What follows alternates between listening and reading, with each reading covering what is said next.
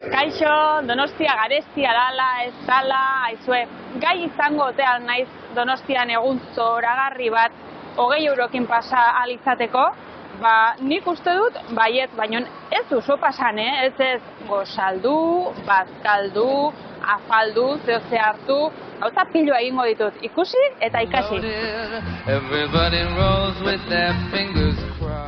Eguna hasteko, Donostiako Askatasunaren hiribidean kokatutako taberna batera jo dut. Avenida 21 izena du. Eta duela urte batzuk The Independent aldizkari britaniarran goraipatu zuten taberna da hau. Croissanta eta kafea.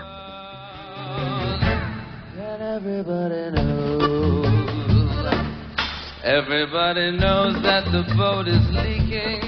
Everybody knows that the captain... Gosari zoragarria izan da. Nik uste dut eguna pasatzeko sasoi betean geratu naizela, bapo gehatu gea, eta 3,25 € zirenez, oraintxe bertan 16 euro eta 3,35 zentimo dauzkat eguna jarraitzeko. Aurrera! Tira, goiz bikaina pasatu dugu, ezta? Alde batetik arteko denara joan bera, bertan Kristinak jazaldiaren 50. urte hurrena dela eta erakusketa zoragarria erakutsi digu, bertan arte obra polipolitak zeuden eta egundoko detaileak eta eman dizkigu.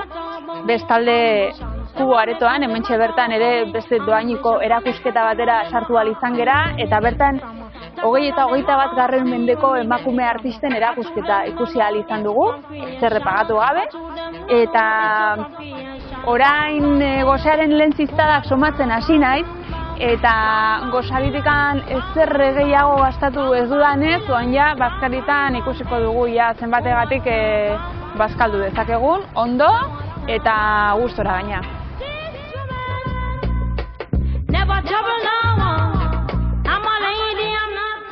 La Perlako burger terrazara joatea asko gustatzen zait. Alde batetik hamburgesak izugarriak direlako eta bestetik parajea zoragarria dalako.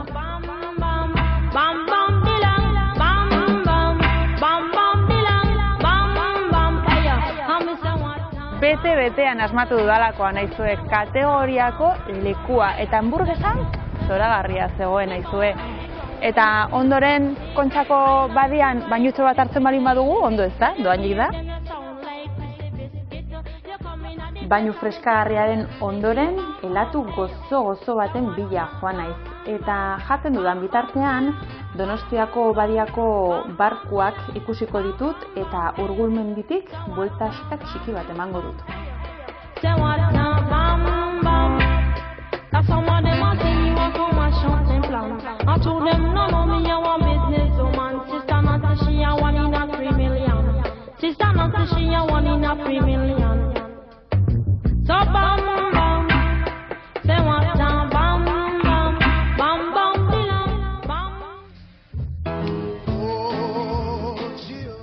Afaltzeko bi leku berexitara joan naiz. La mejilloneran patatak eta mejilloiak hartu ditut, eta akerren Donostiako garagardorik hoberena eta bista hoberenekin bukatu dut eguna.